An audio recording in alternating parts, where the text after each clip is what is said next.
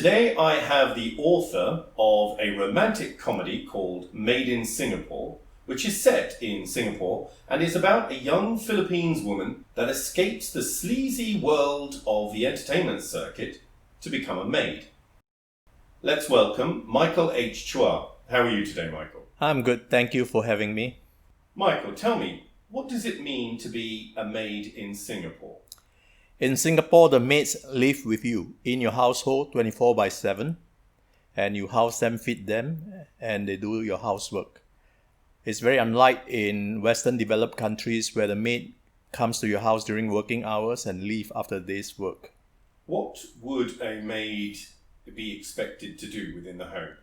General household chores, cleaning, cooking, washing laundry, ironing, sometimes gardening, cleaning up your car, and taking care of your children, sometimes elderly folks.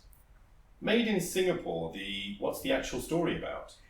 It's about this impoverished Filipina who thought that she was getting into a job as a singer in Singapore under an entertainment visa. But usually, if you are in for an entertainment visa, it just means that you are going to be just sucked into a sleazy entertainment circuit, and that she discovered in the plane with a more mature lady. And when she got down to the airport, she just ran away from the receiving agent, camouflaged herself among a group of maids, and then became a maid. So while she was a maid, she worked herself secretly to become an online celebrity and influencer, and she succeeded.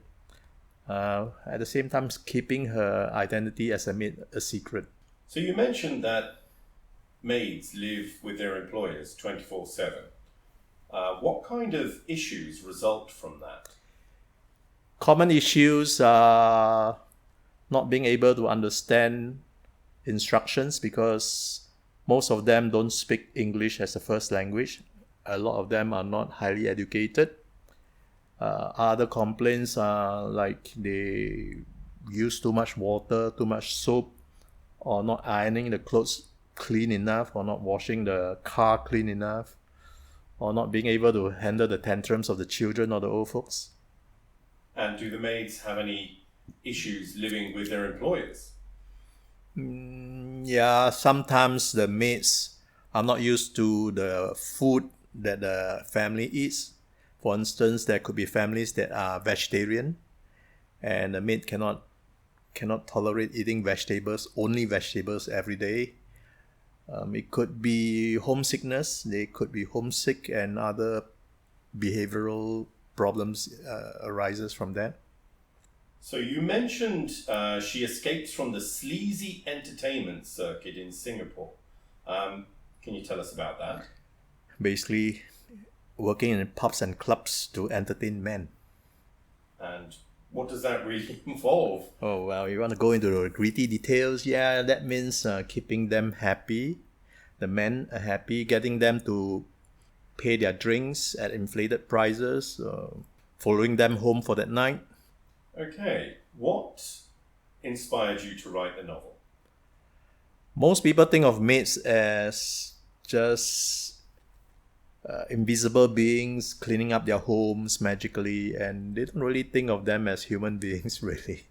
I am different from them. I feel these maids are human beings, particularly when I met some of them who are very inspiring. For instance, there is a maid who was in Singapore, and her weekends were spent taking Instagrammable photos in Singapore in places of interest, put them on Instagram, and then getting followers. She's well spoken, good English, and she has followers on Instagram. And she has also started a YouTube channel to teach people yoga. Yeah, I think she is now a financial planner back in the Philippines. The second one is somebody who came to Singapore with the expectation of getting into the F&B industry, but she didn't get that job. She ended up as a maid, and she took up photography as a hobby and became very good at it. She won awards in competition, and now she has a huge following on Instagram. She's like an online celebrity now. The third maid I was very inspired by was a maid that after 2 years she went back to Sri Lanka and became a businesswoman selling tea leaves, exporting them out of the country. What or who do you expect your audience to be? Maids, employer of maids, maid agencies, influencers, companies that hire influencers, influencer wannabes, families of maids, and people in countries that uses maid quite a lot. So you also have a romantic interest here with a security guard influence, based on a real person? Yes, this security guard that I got the character from actually worked in the place I live.